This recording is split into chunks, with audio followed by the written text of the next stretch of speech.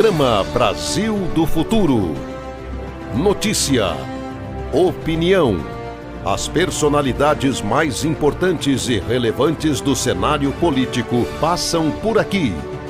Tudo o que você precisa para começar o dia bem informado sobre os assuntos de Ribeirão Preto, do Brasil e do mundo, da política e do governo do Partido dos Trabalhadores.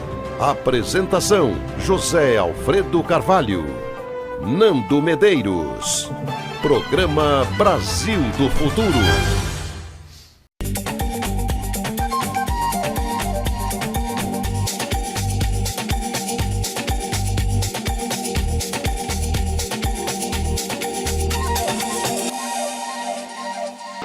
Você que acompanha o canal Gov, estamos aqui na COP30, no nosso estúdio, direto do Parque da Cidade, em Belém, no Pará. Agora conversando com a ministra da Cultura, Margarete Menezes. Muito obrigada, ministra, por estar aqui conosco. Obrigada, Grazi, obrigada aí a todos essa oportunidade de falar aqui, né, no nosso EBC. Enfim, é muito bom estar aqui, é muito bom estar na COP, nesse momento importante para o Brasil e para o mundo, não é? Com certeza. Ministra, como que a arte e a cultura, elas podem contribuir para enfrentar as mudanças climáticas? Olha, nós sabemos que as mudanças climáticas, elas estão acontecendo, estão afetando os patrimônios, não só o patrimônio material, os prédios, os museus, mas também as pessoas, né? As pessoas que trabalham, o artesanato, gente que tem estúdio, de uma maneira geral. Nós tivemos um exemplo disso muito forte no Rio Grande do Sul, né? Sim. E naquele momento o Ministério da Cultura teve que fazer uma ação emergencial. Então aquilo deu para nós a dimensão, né, do que é, o prejuízo que é. É muito mais barato fazer a prevenção do que esperar uma ação dessas que traz um prejuízo que até hoje nós estamos aí no caminho de reestruturar, né? Então essa é a grande contribuição. Reunir pessoas que trabalhem com cultura, que trabalhem com essa resiliência, para trazer as suas experiências, e isso nós estamos chamando de um plano de ação. Então é a primeira vez que a cultura é considerada uma estratégia dentro de uma COP, o Brasil está trazendo isso, e nós também estamos aí trazendo a ideia de um plano de ação, né, de todos os países que têm experiências com isso, para a gente implementar em relação ao patrimônio e em relação também aos trabalhadores e trabalhadoras da cultura. Nós estamos com várias mesas, né, com vários fóruns discutindo isso dentro da COP, e para nós tem sido uma experiência muito valiosa. Agora, uma expressão que tem ganhado repercussão aqui dentro da COP, justamente nesse sentido também de envolver a arte, é o artivismo. É necessário, então, esse artivismo?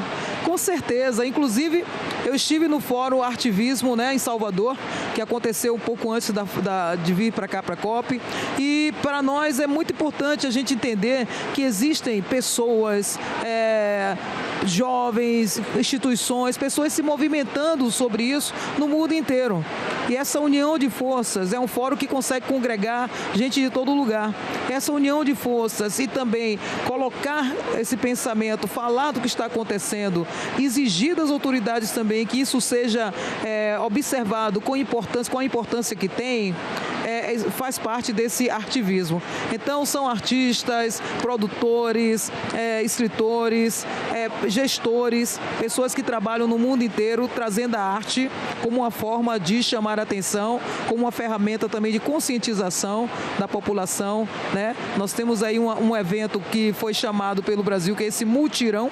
O presidente Lula falou, essa palavra mutirão é uma palavra indígena, né? Então nós estamos fazendo essa campanha desse grande mutirão implementado pela ministra Marina da Silva, e a cultura está sendo uma ferramenta de repercussão disso, desse chamamento. Então esses artivistas servem para... O ativismo é exatamente isso, usar a arte, usar a cultura como um elemento de uma ponte entre o que precisamos fazer e a implementação disso e a conscientização da população da necessidade desse momento, desse movimento, para a gente conseguir pelo menos diminuir os efeitos do que estamos vendo do desequilíbrio climático.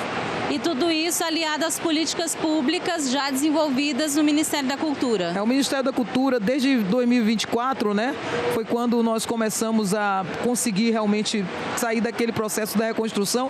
Nós começamos a implementar essa temática, cultura e clima, cultura e sustentabilidade, dentro das ações do que chamamos de sistema MIC, ou seja, dentro de todas as áreas da cultura, um dos temas que nós estamos trazendo constantemente é essa questão. Então já fizemos 2 fóruns internacionais, fizemos um em 2024 em Salvador, fizemos um agora no Rio de Janeiro antes da COP, né? E nós temos ações também dentro do Ministério da Cultura. Para o ano nós teremos a TEIA, que é assim a congregação de todos os pontos e pontões de cultura do projeto Cultura Viva, que vai discutir sobre isso também. Estamos estimulando, né, que todas as áreas culturais possam refletir, trazer reflexão, para que a população entenda a necessidade e o valor tanto da cultura como ferramenta de conscientização, mas também da mudança de comportamento em relação aos nossos ativos, né, da natureza. Sim. Agora, ministra, é uma ambição brasileira incluir a cultura nas metas de desenvolvimento social? É uma ambição não só do Brasil, é uma ambição de vários países. Eu faço parte representando o Brasil. O Brasil faz parte de um colegiado que são os amigos ministros da cultura, amigos do clima. E esse colegiado já fazem parte de 64 países. O Brasil co-preside junto com Emirados Árabes. E isso é uma grande mobilização para que a cultura venha a ser considerada uma dessas ODS. Porque isso muda completamente a maneira dos países pensar, fazer e criar e ter as políticas culturais. Um dos elementos importantes, por exemplo, da cultura é a economia criativa. A economia criativa é uma ferramenta de desenvolvimento humano, desenvolvimento social e incide sobre a economia, né? Nós, no Brasil, já temos uma leitura que 3,11% do produto interno bruto brasileiro é gerado pelo setor cultural. E nós estamos agora, resgatamos a Secretaria de Economia Criativa no âmbito do Ministério da Cultura. Vamos lançar agora, em novembro, essa política de economia criativa, porque a gente entende, primeiro, que o Brasil tem a arte e a cultura no DNA do povo, né?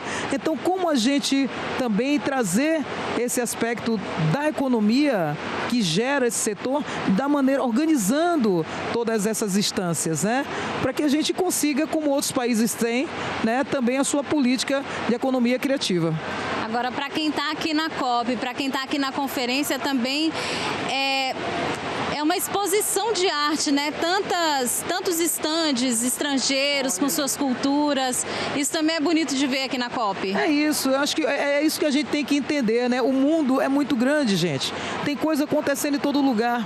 As coisas não estão só reduzidas à nossa realidade, né? E aí isso é importante a gente entender que em cada país desse existem cidades, existem culturas que têm uma dinâmica totalmente diferente da nossa, pensamentos, religiões diferentes das nossas, mas que o que congrega hoje essa união é para a gente salvar o planeta, salvar a natureza, porque nós estamos salvando as nossas próprias vidas, né? Então isso que está acontecendo aqui, essa congregação, você poder chegar aqui e ver justamente pessoas de todos os lugares, eu acho que é um respiro. Eu acho que é um respiro e é também um sinal, né, de que as coisas podem ser pensadas de maneiras diferentes. E existem experiências no mundo que podem também reorganizar a maneira da gente conviver, a maneira da gente entender e respeitar a dinâmica da diversidade e compreensão humana em relação a todos os aspectos e a maneira principalmente das experiências que existem no mundo para a gente implementar o que estamos precisando. Essa resiliência, esse socorro a quem está sofrendo com essas ações de desequilíbrio climático e prevenção também em relação a isso. Eu acho que é um grande momento. A humanidade está aí em movimento, tem gente em movimento querendo puxar esse barco para uma direção melhor. A gente não quer ir rumo ao caos, a gente não quer deixar esse calorzão acabar com todo mundo. Vamos trabalhar para reverter isso. É possível também. Muito bem, com o artivismo. Com o artivismo, união de forças, união de gente, né? Nesse momento eu acho que a grande a grande religião, podemos dizer assim, né? Religião na forma de religação é a gente trabalhar em prol de salvar a natureza, porque todos nós precisamos dela para sobreviver. Ministra, muito obrigada por essa conversa. Muito obrigada, eu agradeço, desejo aí boa sorte, acho que ainda tem vários dias ainda aí, a COP tem muita coisa para acontecer, mas eu já estou feliz, quero agradecer ao presidente Lula por essa ousadia de ter trazido a COP para cá. O fundo já tem mais de 5 bilhões, né? Ontem eu soube a notícia que o Banco Mundial vai colocar 1 bilhão para fazer estrutura das cidades da região amazônica. Então isso são já ativos positivos, conquistas que essa COP trouxe, né? Então eu acho que isso que é o mais importante. O que é que a gente está conseguindo, os passos que estamos conseguindo dar, porque isso é para o nosso futuro, é para as futuras gerações, é para a continuidade da vida, é para a preservação da nossa memória, do nosso presente e do nosso futuro. Muito bem, ministra da Cultura Margarete Menezes, falando da relação entre a cultura e a preservação também do meio ambiente. A gente segue por aqui acompanhando a programação da COP30 no canal Gov. Não saia daí, fique com a gente.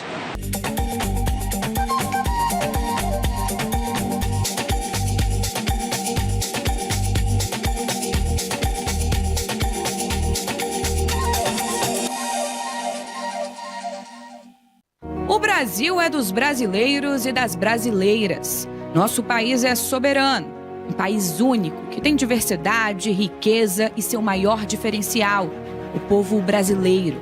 Milhões de brasileiros e brasileiras que acordam cedo todos os dias, que não fogem à luta, que têm orgulho do Brasil e defendem o que for melhor para si e para o crescimento do país. Um povo que sabe a importância de ter casa, luz, comida na mesa, respeito ao trabalho e dinheiro no bolso para viver com dignidade. Estamos aqui para ser o canal e a voz do maior partido de esquerda do mundo, da nossa militância, dos trabalhadores e trabalhadoras do país. Assim como o Brasil cresce, nossa comunicação cresce também. Registramos os momentos históricos do país, priorizamos as principais coberturas. Acompanhamos de perto o que muda de fato na vida do povo. A partir de hoje, o Brasil sai do mapa da fome. Aqui valorizamos o povo brasileiro. Damos voz a quem ajuda o Brasil a crescer, a quem dá a cara para enfrentar injustiças sociais, lutar por justiça tributária e defender nossos diferenciais. Quem luta para garantir educação a todos, crédito para o trabalhador e mudanças sociais de verdade. A gente respeita todos que fazem parte do nosso Brasil e te convidamos a seguir com a gente na transformação da nossa história. E com orgulho podemos dizer, somos brasileiros e fazemos parte da TV PT. Aqui brilha uma estrela.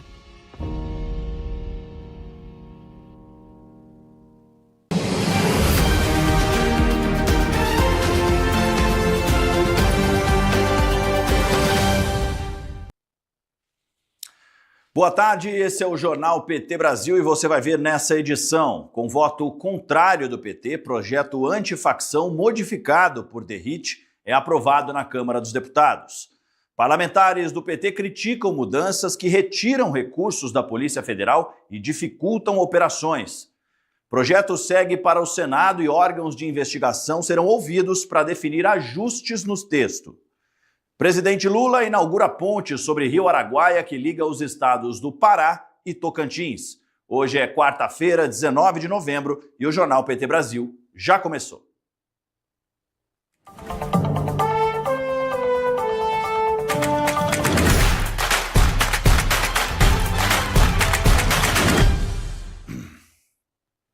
Estamos ao vivo via satélite pelo PTSat, canal 1313 e também pelo YouTube e a Rádio PT. Quem apresenta esse jornal com a gente em língua brasileira de sinais são Lúcia e Nayane. Aproveite e já deixa o seu comentário em nosso chat aqui no YouTube. E a gente abre essa edição falando que foi aprovado ontem pela Câmara dos Deputados o projeto antifacção. A iniciativa de combate ao crime organizado foi do governo Lula, mas o projeto foi distorcido pelo relator Guilherme Derrite e, mesmo sem acordo com parlamentares da esquerda, foi aprovado por deputados da direita e extrema-direita após a sexta versão apresentada. O texto preserva parte do projeto original apresentado pelo governo, que endurece penas, passando de 20 a 40 anos de prisão para integrantes de facções criminosas e retira possibilidades de indulto, anistia, fiança ou condicional. Também cria novos tipos penais, como domínio social estruturado, que inclui envolvidos em facções, grupos paramilitares ou até mesmo milícias. Porém, altera a distribuição de recursos e bens apreendidos em ações contra o crime organizado. Esse ponto foi amplamente criticado por parlamentares do PT que questionaram a redução dos recursos destinados à Polícia Federal, o que dificultaria operações contra o crime organizado, especialmente os crimes envolvendo o colarinho branco, os chamados peixes grandes, né? O projeto agora segue para o Senado e o presidente da Comissão de Constituição e Justiça do Senado, senador Otto Alencar, já afirmou que o texto será revisado e deve ouvir órgãos de investigação para, então, definir ajustes feitos pela Casa.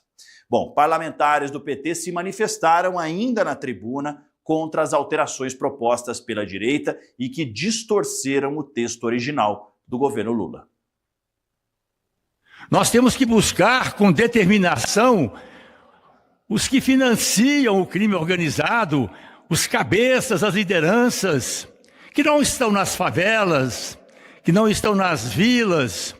Nós sabemos onde estão e como estão, inclusive nessa rede do crime organizado, até mesmo com setores comerciais, industriais do país, como vimos nas informações, nas investigações competentes do carbono oculto.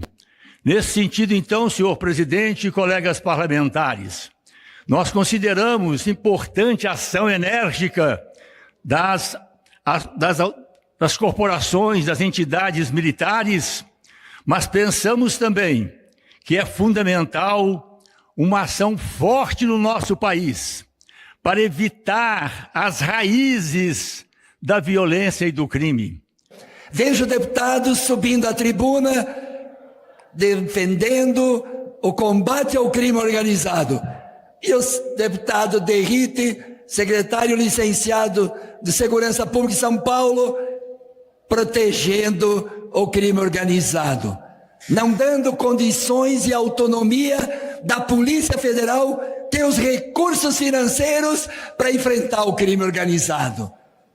Não é possível ouvir tanto proselitismo, tanto discurso aqui, e quando o governo quer enfrentar o crime organizado lá no financiamento, lá no setor financeiro, lá no patrimônio, lá onde está o coração da sustentação do crime organizado e do narcotráfico, o relator não quer dar as condições, a estrutura, cuja estrutura é proveniente, originada do quê?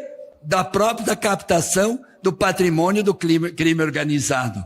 A Polícia Federal, com autonomia, com independência e soberania, com certeza vai enfrentar o crime organizado. No primeiro momento, acorrentava a Polícia Federal, impedindo ela de investigar.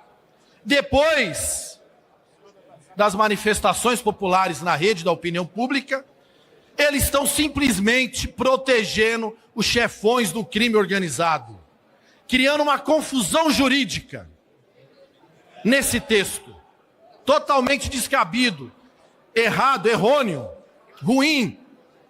Mas eles protegem os chefões do crime organizado, que não estão nas favelas, estão nos palacetes, nas mansões, nos iates, nos aviões, nos jatinhos, ao dizer e impedirem que o bem utilizado ou ganho pelo crime não possa ser imediatamente tomado pela Polícia Federal e utilizado no combate ao crime. Mas não, eles criam um mecanismo de obstáculo de muito tempo, onde o dinheiro vai-se embora e o crime organizado vai continuar forte. Quem quer combater o crime para valer, vota na proposta original do presidente Lula. O nosso projeto é automático. Os bens de origem ilícita, não tem que esperar nenhuma tramitação, é uma ação direta que tem que ser feita. A a cooperação parcial não integrada, que o projeto do relatório está, nós propusemos integração plena, Polícia Federal, Receita, Bacen e COAF. É assim que se combate as facções criminosas e o crime organizado. Não é com conversa fiada, não é matando simplesmente essa ideia de bandido morto, bandido bom é bandido morto. Isso não é civilizatório. Nós queremos bandido na cadeia, nós queremos bandido sendo preso, nós queremos bandido sendo punido ao rigor da lei e da legislação brasileira. Mas o fato é que o presidente Lula enviou para essa casa um projeto de lei que descapitalizava a ação criminosa, que descapitalizava todas as facções e que enfrentava a lavagem de dinheiro. O relatório do deputado Derrite e daqueles que comemoraram descapitaliza os fundos federais para o combate ao crime. A forma com que está sendo apresentado no relatório por Derrite acabou por constituir o aprofundamento de desigualdades na capacidade dos estados de enfrentamento ao crime organizado e às facções criminosas. O relatório amplia distorções e diferenças, na medida que define que quem realiza a operação receberá o dinheiro. O dinheiro, que é, portanto, de um fundo para equalizar o enfrentamento ao crime, ficará no Rio, em São Paulo, ficará onde? A quem interessa, agora que a Operação Carbono Oculto e que a operação do Banco Master chegou no sistema financeiro de São Paulo, retirar da Polícia Federal o protagonismo do enfrentamento a esse crime. Pois a quem interessa? Será que é uma nova dimensão da blindagem? Em vez de tratar de facção na lei de organização criminosa, que era o certo, a proposta do governo, eles resolveram criar um novo marco legal. Vou repetir. Em vez de tratar de organização criminosa, criaram um novo marco legal. Sabe o que vai acontecer na prática? Vai ter dúvida na hora do enquadramento técnico. Dúvida na hora da aplicação da lei penal. Sabe o que o bandido rico, bem defendido juridicamente, vai fazer? Se beneficiar disso aqui. Essa confusão legislativa vai ser um verdadeiro presente para a bandidagem, para o crime organizado no nosso país. O projeto enviado pelo governo é infinitamente superior e verdadeiramente combate as organizações criminosas. Esse é o nosso compromisso com a Polícia Federal. A discussão no parlamento que nós queremos fazer mais. Agora, o relator recebe o relatório e vai conversar com quem? Com o Eduardo Cunha. Quem conversa com o Eduardo Cunha sobre crimes e facções realmente não pode trazer relatório que dê confiança a ninguém. Afinal de contas, Eduardo Cunha foi preso por 7 crimes. Aí tem lavagem de dinheiro, corrupção passiva, corrupção ativa, venda errada também de ações de Petrobras e etc. Uma série de crimes cometidos ali. E aí o diálogo principal foi feito com quem? Com Eduardo Cunha? É este relatório que é sério? O relatório do governo, o projeto do governo, este sim, combate às facções. Sabe quem se favorece com a confusão e a insegurança jurídica? O crime organizado. Este mesmo crime organizado que foi alvo de uma operação da Polícia Federal chamada Carbono Oculto. E, aliás, é muito bom lembrar que o governo do estado do Rio de Janeiro entrou na justiça para que voltasse a funcionar uma refinaria, que é o que tudo indica, pelas investigações, está ligada ao crime organizado. Entrou na justiça para que essa refinaria pudesse voltar a funcionar. Aí me vem aqui dizer que eles querem combater o crime organizado, enfraquecendo os recursos da Polícia Federal? Então vejam, nós estamos aqui com um projeto que cria uma confusão jurídica para definir o que é um crime de facção. E aqui o governo Lula encaminhou uma proposição para enfrentar, inclusive com recrudescimento penal, as facções neste país. E aqui eles criam uma verdadeira miríade para favorecer o crime organizado. Então aqui a gente, depois dessa fala dos parlamentares do PT, a gente volta a destacar 2 pontos estruturantes aí que foram distorcidos pela direita e a extrema-direita nessa aprovação de ontem à noite. O primeiro deles, a gente já falou, né, envolve a descapitalização da Polícia Federal, porque agora operações que são feitas em estados, né, em determinadas operações que envolvem também as forças de segurança estaduais, esses recursos serão divididos entre Estado e a Polícia Federal. Isso vai, obviamente, diminuir a capacidade de recurso para conseguir realizar essas operações. A gente lembra aqui que a Polícia Federal ela é voltada principalmente para essas operações que buscam os peixes grandes, né, os crimes de colarinho branco, as pessoas que têm esse poder aquisitivo, que comandam realmente toda essa cadeia, e a Polícia Federal, claro, vai ficar descapitalizada com o direcionamento desses recursos aí, de parte desses recursos, da metade desses recursos para as polícias estaduais, né, envolvendo tanto a civil quanto a militar. Isso já enfraquece muito a capacidade da Polícia Federal. O outro ponto que a gente destacou aqui é que não estava previsto no projeto original do governo Lula, envolve aí a confusão jurídica com essa nova nomenclatura, essa nova tipificação de crime aí, que envolve o domínio social estruturante, né, que vai envolver aí desde milícia, enfim, do governo ele previa facção criminosa. Agora criaram uma nova terminologia, né, uma nova tipificação, e o que acontece a partir disso? Como deputados já mencionaram, pessoas que têm mais poder aquisitivo, que são justamente alvo aí das operações da Polícia Federal, vão ter condições aí de poder, através de advogados, enfim, conseguir se enquadrar dentro daquilo que convém para, claro, ter uma pena menor, ter uma consequência menor para enfrentar a justiça, e isso não é algo que vai deixar claro na lei. A gente vai ter uma confusão jurídica, como foi já mencionado, e isso, claro, vai prejudicar muito não só a justiça, mas a punição a esses criminosos envolvidos em tudo isso. A gente já alertou também que esse projeto agora, com a aprovação na Câmara, segue para o Senado. O Senado, claro, tanto o PT quanto os partidos de esquerda já estão se articulando para tentar reverter essas alterações no Senado, lembrando que o presidente da CCJ do Senado, o Otto Alencar, já afirmou também que esse projeto vai ser revisto, vai ser analisado, vão ser ouvidos órgãos de segurança, né? E a partir dessas oitivas é que vão ser decididas, então, possíveis alterações. A gente lembra, então, que já houve vários órgãos de segurança, principalmente da Polícia Federal, destacando que isso vai sim afetar. O governo já alertou isso também, então a gente espera que seja revertido isso no Senado, agora na CCJ, para que essas distorções não aconteçam, tanto em relação à tipificação criminal, quanto em relação à descapitalização da Polícia Federal, que vai prejudicar muito as operações, né? A gente viu aí diversas operações acontecendo, como a Carbono Oculto, que foi citada, né? Uma operação aí que buscou líderes do PCC, envolvendo impostos de combustíveis, outras operações que a gente acompanha frequentemente. Ontem também a gente teve operação envolvendo o presidente do Banco Master, né, que estava tentando fugir do país. Então são todas operações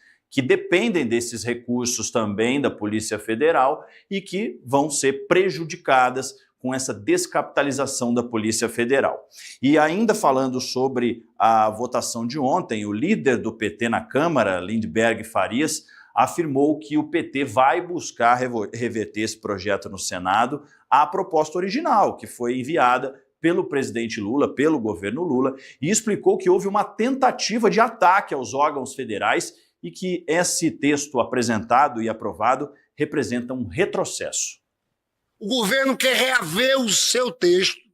A gente acha que não foi só deselegante por parte do presidente da Câmara a indicação de um relator que veio aqui, se negou a negociar com o governo, veio aqui oferecer a aprovação desse projeto a Jair Bolsonaro, que faz parte de uma organização criminosa, e ao governador Tarcísio de Freitas.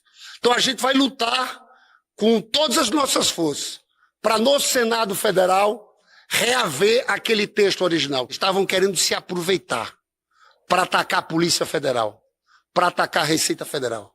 A gente vai nesses próximos dias, que o projeto foi votado assim, mostrar para vocês com muita clareza todo o retrocesso que tem nesse texto aprovado no dia de hoje aqui. É porque nós estamos convencidos que esse projeto prioriza a blindagem, a tirada de forças da Polícia Federal e da Receita Federal. E a gente fez questão de marcar posição, porque a gente tem certeza que a gente vai provar isso. Vai ficar claro na prática isso aqui.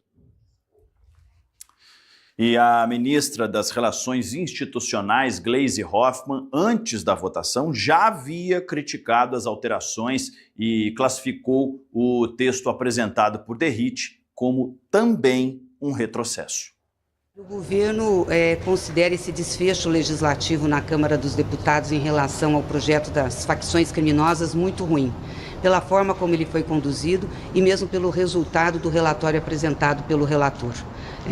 Foi de maneira assodada essa apropriação do projeto e consideramos que isso vai dificultar muito a aplicação da lei penal.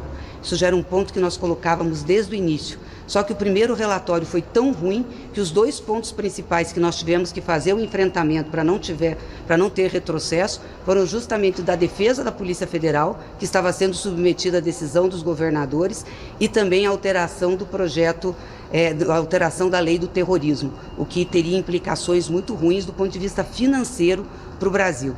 O segundo relatório, da mesma forma, tirava da submissão dos governadores da Polícia Federal, mas deixava a submissão com as polícias locais. E assim foi essa lambança legislativa de apresentar 6 versões do relatório e chegar agora com essa versão que não muda essa estrutura que ele apresentou desde o início.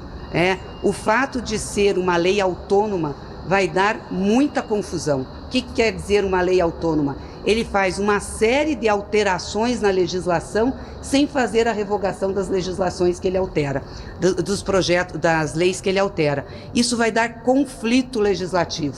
E o que vai acontecer é que vai prevalecer a lei mais branda para a facção criminosa, para os facciosos. É isso que vai acontecer. E nós vamos ter problemas para combater as facções criminosas. Quando nós mandamos esse projeto, que foi resultado de um estudo e de uma dedicação de mais de 6 meses por parte do Ministério da Justiça, que consultou vários especialistas, que conversou com várias pessoas, era exatamente para a gente distinguir o que era facção criminosa de organização criminosa, aumentar as penas e o rigor processual.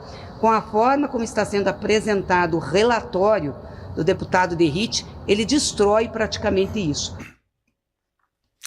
Bom, a gente viu a fala aí da ministra das Relações Institucionais e a gente volta a lembrar aqui, né, que esse projeto ele foi costurado aí durante 6 meses, né, muitas consultas, especialistas da área de segurança pública, tudo isso, além da PEC da segurança, que também está no Congresso, que o governo enviou, né, mas esse PL antifacção foi costurado, justamente construído durante esses 6 meses, para conseguir combater aí o crime organizado de cima para baixo. E o que a gente está vendo é o enfraquecimento com a retirada de recursos da Polícia Federal, do combate aos criminosos do andar de cima, né, dos crimes de colarinho branco, e também a facilitação, no caso, para que eles consigam uma pena mais branda, como a gente viu a ministra comentando, né, já que vai criar uma confusão jurídica e na justiça eles vão conseguir se enquadrar, então, dentro da pena ou da punição menor possível. Então a gente torce para que no Senado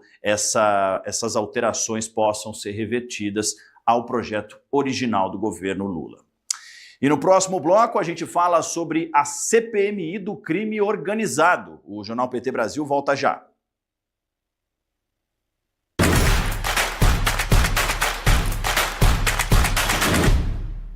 Quer ver mais mulheres ocupando espaços de poder?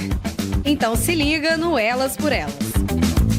O programa que encara os desafios das mulheres brasileiras a misoginia, discriminação, a violência política de gênero, muita perda de direitos. O LIC 180 tem papel importante, também vai estabelecer um diálogo. A importância da rotatividade. Que eu senti na pele. Mas, seguindo o debate, incentiva e prepara você, mulher, para a disputa política.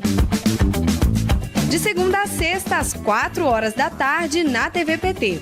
O canal do partido que mais elege mulheres no Brasil. Eu sou uma delas, são elas por elas, ocupando os espaços de poder.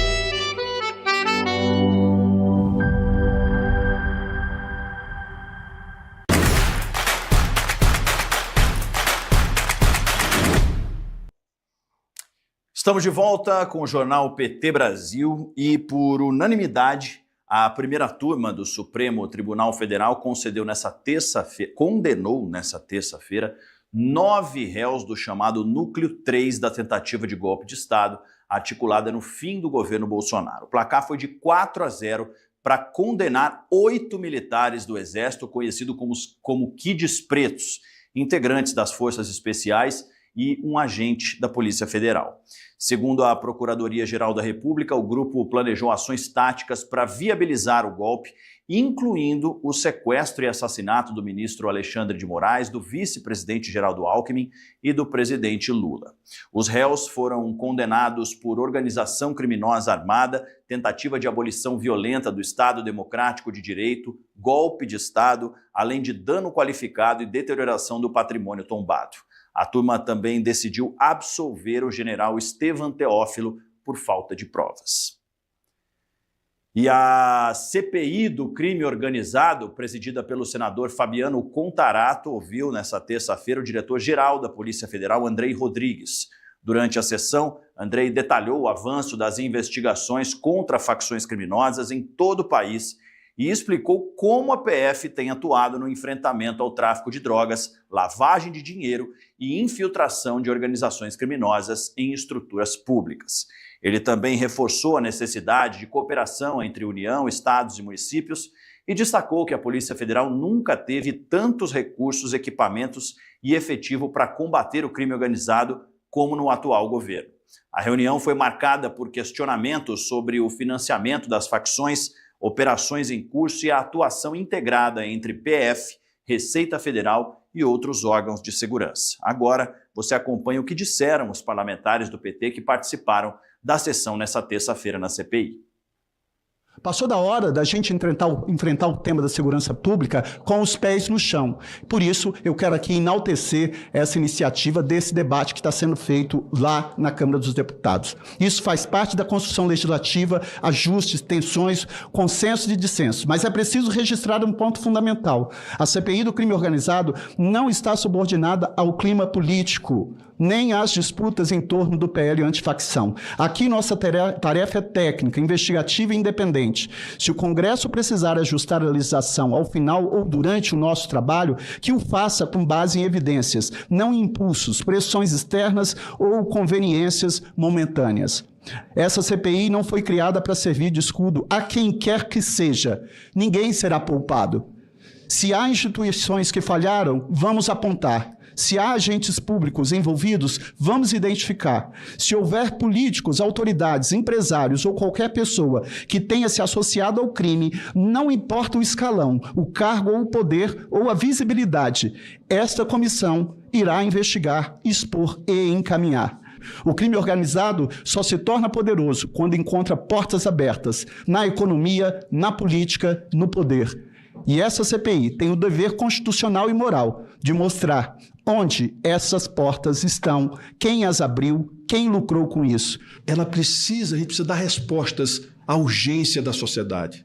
E como nós vamos integrar tudo isso para dar urgência à sociedade? Esse projeto de lei que o presidente mandou para o Congresso, de alguma forma era para dar conta dessa urgência que a sociedade clama de atenção ou de ação dos governos como um todo, independente, como disse o senador Fabiano Contarato, se é município, se é Estado, se é União, dos governos, do Estado brasileiro, que não é um ente federado. O Estado brasileiro é o conjunto. Então, Eu acho que nós temos um dever com o povo brasileiro.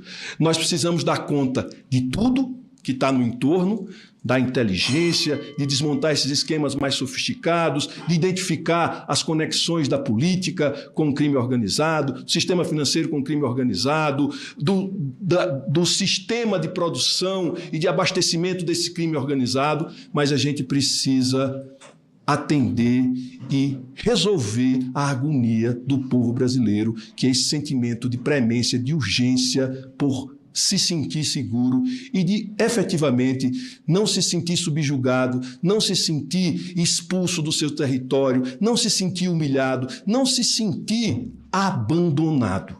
Eu acho que esse é o desafio que a gente tem ao final desta CPI. A cooperação entre as polícias é o primeiro dos passos. Nós temos uma circunstância hoje do crime organizado no Brasil.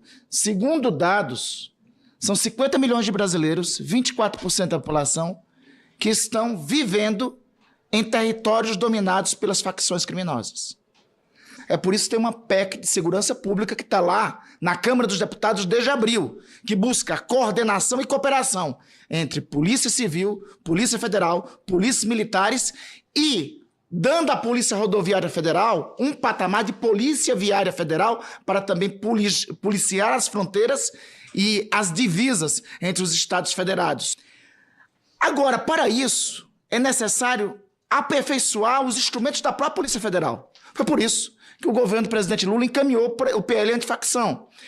Mas, lamentavelmente, o que nós estamos assistindo lá na Câmara dos Deputados é enfraquecer a Polícia Federal, não sei a serviço de quem. Estão buscando fazer uma partidarização do debate, enfraquecer a Polícia Federal, retirar recursos da União para uma ação, essa sim, que, no meu entender, só favorece ao crime. Olha, enfraquecer a Polícia Federal, o crime organizado, o PCC, o Comando Vermelho, as milícias estarão a bater palmas. Bom, a gente viu aí então o líder do governo no Congresso, o senador Randolph Rodrigues, destacando essa questão do enfraquecimento da Polícia Federal com essa aprovação do PL antifacção, né, que foi distorcido esse projeto do governo quando chegou na Câmara dos Deputados pelo relator Derrite, né, que se licenciou, foi para o governo de São Paulo, governo de Tarcísio, e pediu para sair justamente para poder relatar e distorcer esse projeto. Então, esse projeto que ameaça aí, as operações da Polícia Federal, né, descapitalizando a Polícia Federal, enfraquecendo a Polícia Federal. Então, existe essa preocupação, a gente viu sobre isso. O ministro Fernando Haddad também, ele se manifestou ainda há pouco sobre esse assunto também da segurança pública. Ele disse que esse projeto que foi aprovado pela Câmara, ele asfixia não o crime organizado, mas sim a Polícia Federal. E é isso que a gente vem acompanhando aí, todos os parlamentares se manifestando, né? Essa dificuldade, porque isso vai prejudicar a Polícia Federal justamente para combater esse pessoal, essa estrutura, principalmente no andar de cima do crime organizado. A gente volta a destacar aqui também, claro, a autonomia da Polícia Federal nesse governo, né? Ela tem investigado, a gente vê uma sequência de operações, Operação Carbono Oculto, ontem também tivemos a operação envolvendo o presidente do Banco Master, né, que tentava fugir do país. Então essas operações realizadas pela Polícia Federal para pegar esses grandes criminosos é muito importante e ela depende, claro, desses recursos. Então a gente volta a destacar, e o presidente Lula já destacou também, que todas as pessoas envolvidas no governo ou não, que se envolverem com crime, serão investigadas, serão punidas, terão o julgamento justo, mas terão que passar pela justiça. A gente também destaca aqui também que no governo Bolsonaro houve justamente o contrário, né? A tentativa aí também de interferir na Polícia Federal, né? Troca de comando, justamente para favorecer a quem era conveniente para ele naquele momento, e a gente está vendo o contrário agora, a Polícia Federal trabalhando, conseguindo prender esses criminosos, né? Então é importante a manutenção desses recursos para que essas operações continuem acontecendo. E a seguir nós mostramos que o presidente Lula inaugurou uma ponte sobre o Rio Araguaia, ligando os estados do Pará e Tocantins. Não sai daí que a gente volta rápido.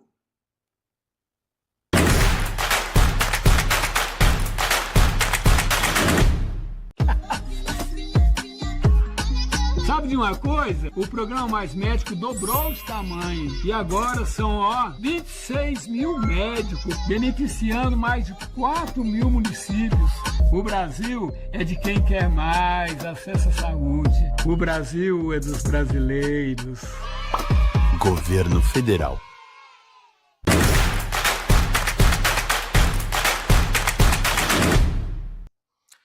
Estamos de volta com o jornal PT Brasil e o presidente Lula inaugurou nessa terça-feira a nova ponte sobre o rio Araguaia, que liga Xambioá, no Tocantins, a São Geraldo do Araguaia, no Pará, pela BR-153. A obra, iniciada pela presidenta Dilma, recebeu 232 milhões em investimentos, incluindo recursos do novo PAC. A nova ponte, com mais de 2 mil metros, substitui a travessia por balsa, que chegava a custar mais de R$300 e oferece mais segurança, mobilidade e desenvolvimento para a região. O governo avalia que a estrutura será um marco logístico para o norte, fortalecendo o corredor de transportes da BR-153 e facilitando o escoamento da produção agropecuária e industrial. A segunda fase, com iluminação pública, será licitada em 2026, sob responsabilidade do DENIT. E durante a cerimônia, Lula afirmou que é dever dos gestores públicos dar continuidade às obras iniciadas por governos anteriores, destacando que o povo é quem sofre quando as obras importantes são paralisadas por disputas políticas. A gente não precisa ter nenhuma obra parada. Não importa quem começou. O que importa é que se a obra foi importante, o povo precisa daquela obra.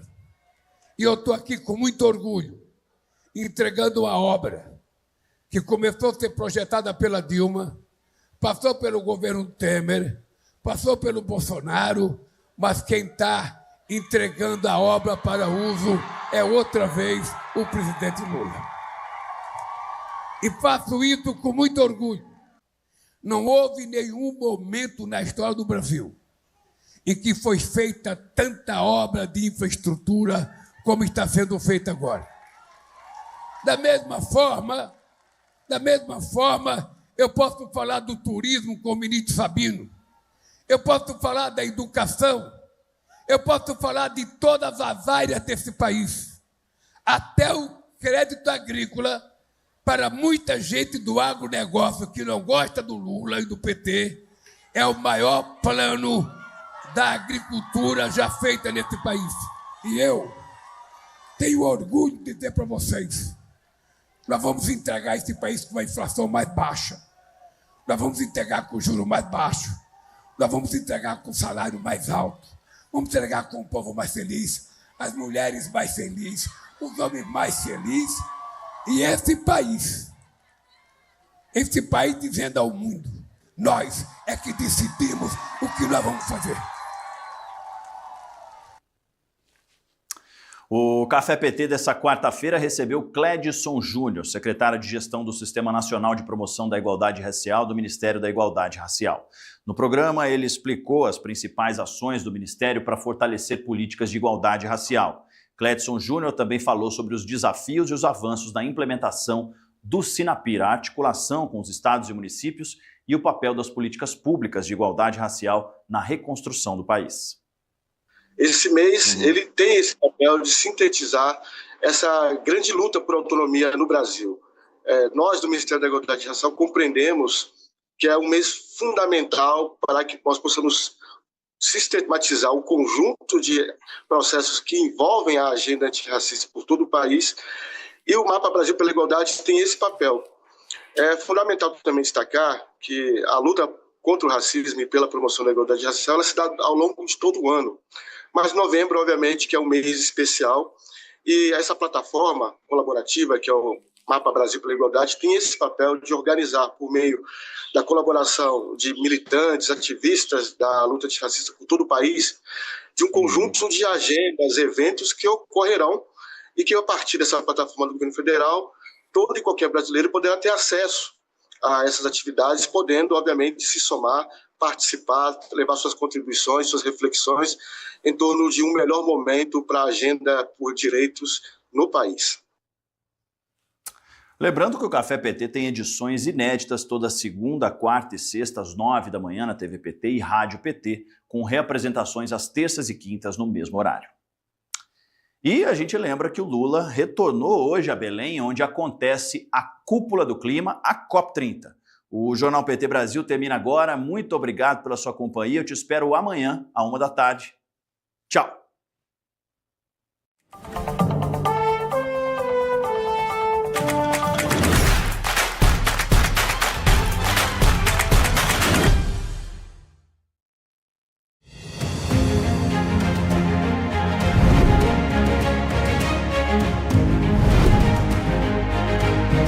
No programa de hoje, você vai entender por que a questão climática deve estar dentro da escola. Vai conferir a denúncia do fechamento de salas de aula em São Paulo. E vai saber mais sobre a dupla jornada das professoras. Acompanhe. A Conferência das Nações Unidas sobre as Mudanças Climáticas, a COP30, mobilizou a atenção de todos nesta semana. E quem trabalha com a educação não pode ficar ausente deste debate. Há vários anos, a APOESP vem participando de atos e movimentos em defesa do meio ambiente. A professora Bebel, segundo a presidenta da entidade, tem chamado a atenção para a questão. É de suma importância e é uma pauta que ela está atrasada aqui no estado de São Paulo. A emergência climática está aí. Eu acho que não terá vida no planeta se nós não atentarmos para o problema de que ou nós cuidamos do clima ou nós paramos de, fazer selva de pedra e tem que investir no verde, usar o máximo de energia limpa, buscar energia fotovoltaica nas escolas públicas. Eu até tenho um projeto de lei que passou por todas as comissões, está pronto para a ordem do dia. Enfim, eu acho que também ele é um tema educacional. As alterações climáticas afetam a vida de todos e podem ser abordadas na escola de forma interdisciplinar. Eu entendo que as pessoas, desde a tenra idade, nunca teriam que perder esse contato com as questões de como você pode transformar o ambiente, de como você é afetado por tudo que acontece no ambiente, né? Falar sobre a questão da justiça climática é falar sobre a ação das pessoas, e isso a gente aprende na escola também. A gente aprende essa participação na escola, essa influência que a educação tem na educação ambiental. Eles não percebem agora, né? Nessa sociedade imediatista, eles não percebem agora o mal, né, que estão fazendo ao meio ambiente, né, que já é meio, porque a outra metade já levaram. Mesmo tendo como foco a Amazônia, a COP30 também chamou a atenção para a preocupante situação dos oceanos. O planeta que a gente chama de Terra, na verdade, é mais de 70% água, né? E mesmo assim, o oceano e tudo que ele representa para a humanidade é muito pouco explorado nos currículos escolares, né? E aí, né, a gente pode começar a pensar nesse ambiente, entendendo como esse ambiente influencia diretamente a nossa vida, como as nossas ações influenciam o oceano. Essa é a chamada cultura oceânica, que é basicamente entender essa relação que nós temos com o oceano. A situação climática pode ser abordada em aulas de geografia, física, química e biologia, e também pode ser proposta em redações e trabalhos escolares. Que tal investir neste tema? Na terça-feira, 11 de novembro, a professora Bebel subiu novamente à tribuna da Assembleia Legislativa para falar sobre o fechamento de salas de aula no estado de São Paulo. Como faz 10 anos, a segunda maior greve do magistério paulista, que já antevia o fechamento de salas de aulas e, ao mesmo tempo, a superlotação de salas de aula. Eu diria que o segundo semestre foi, se não, o esquenta da grande greve do magistério paulista no primeiro semestre, que durou nada mais, nada menos que 92 dias. E eu quero dizer, deputado Suplicy, que nós já estamos em contato com a Secretaria da Educação e já tem reunião marcada. Sabendo o quê? Sabendo que nós não vamos deixar barato. Nós temos um movimento que é o Grito pela Educação no estado de São Paulo e que foi criado exatamente em 2015. Por qual entendimento? Não adianta só entre nós fazer a briga. Nós precisamos que os pais, que as famílias, que todos entendam que tirar um aluno de uma escola e passar para outra, isso já há estudos, né? Você tira aquela afetividade com a escola e o aluno acaba evadindo. É isso que acaba acontecendo. A professora relembrou pesquisas que indicam um número ideal de alunos por sala de aula. Quando a gente disse, no máximo 25 alunos por salas de aula, essa é a luta da POS. Agora, se os prédios estão grandes porque tem menos aluno, a lógica é implantar o número ideal de aluno por salas de aula. Qual é o número ideal? 20 no primeiro ciclo, 25 no segundo ciclo do ensino fundamental e ensino médio, 25. Esse é o número ideal. Essa seria a possibilidade de a gente chegar na qualidade do ensino. Não adianta falar em qualidade de ensino sobrecarregando professores, com classes superlotadas, com inúmeras injustiças que ocorrem com os professores. A professora e deputada abordou também o tema da segurança alimentar na escola, que afeta toda a categoria. Que o senhor abraçasse uma causa que nós tiramos na Comissão de Educação e Cultura, conjunta, toda a comissão. Vale para o governo Tarcísio e vale para o presidente Lula, que é garantir que os professores se alimentem, minimamente se alimentem da comida das escolas, porque eles não estão tendo condições de fazer comida, de estar, por exemplo, se ele fica tempo integral, não tem tempo para fazer comida. Se não é tempo integral, é parcial, ele vai dar aula em 1, 2, 3, 4, 5 escolas. E o que acaba acontecendo é que ele não tem viabilidade de comer. E há um adoecimento dessa categoria. Então, por toda essa razão, nós estamos pedindo para que nos coloque no PNAE, Plano Nacional de Alimentação Escolar, e aqui no Estado também. Fazer uma articulação. Isso nós podemos fazer. A desigualdade de gênero e os baixos salários impõem uma jornada dupla às mulheres, que atuam como professoras. Nessa matéria, vamos falar sobre alguns dos impactos dessa sobrecarga. É uma rotina desgastante. Começa com o trabalho doméstico desde cedo, cuidar da casa e da família. Depois, tem que ir para o trabalho, onde passa horas em sala de aula, educando dezenas de alunos, além de cuidar das várias tarefas pedagógicas que a organização escolar exige. E quando volta para casa, o dia termina com mais um turno de tarefas domésticas. Para essas duas pesquisadoras que realizaram estudos com professoras da rede pública, esse ciclo diário cobra um alto preço. E essas atividades impactam no desenvolvimento profissional, no tempo de vida em poder escolher se dedicarem na formação profissional, nas suas carreiras profissionais. E é um trabalho que se estende para casa também, né, de preparação de aulas.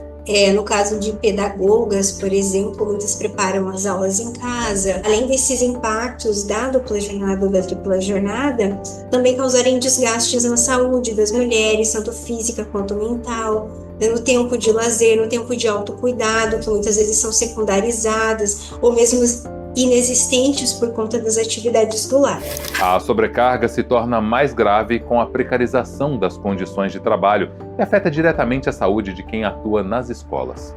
Uma pesquisa da Unifesp, realizada em 2023, aponta que cerca de 1/3 dos profissionais da educação básica já apresentaram sinais de burnout. As difíceis condições de trabalho, a falta muitas vezes de um plano de carreira, né, de muitos contratos temporários, isso é uma forma de adoecimento. Professoras da educação infantil e do fundamental trabalham num turno e aí muitas vezes precisam trabalhar em outro turno, ou na mesma escola, ou em outra escola. E professoras e professores do fundamental, dos anos finais, ensino médio, como são horas aula, né, não é uma carga horária cheia, muitas vezes também trabalham em mais de uma escola, muitas vezes até 3. A solução para reduzir esse desgaste obviamente envolve a igualdade de tarefas entre homens e mulheres, além de melhores salários e condições adequadas de trabalho. Mas, além disso, é importante investir numa rede de apoio no dia a dia das professoras.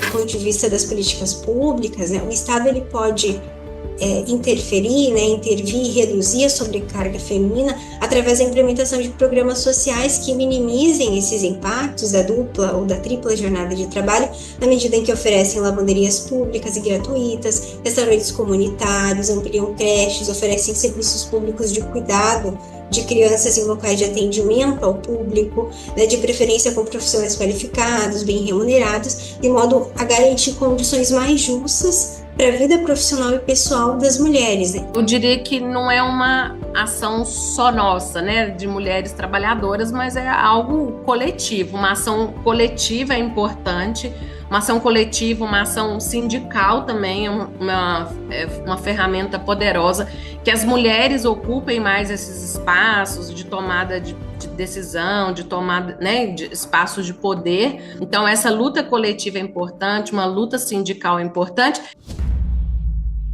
O programa de hoje fica por aqui. Fique ligado no portal e nas redes sociais da APUESP para outras informações sobre a educação pública paulista. Até a próxima semana.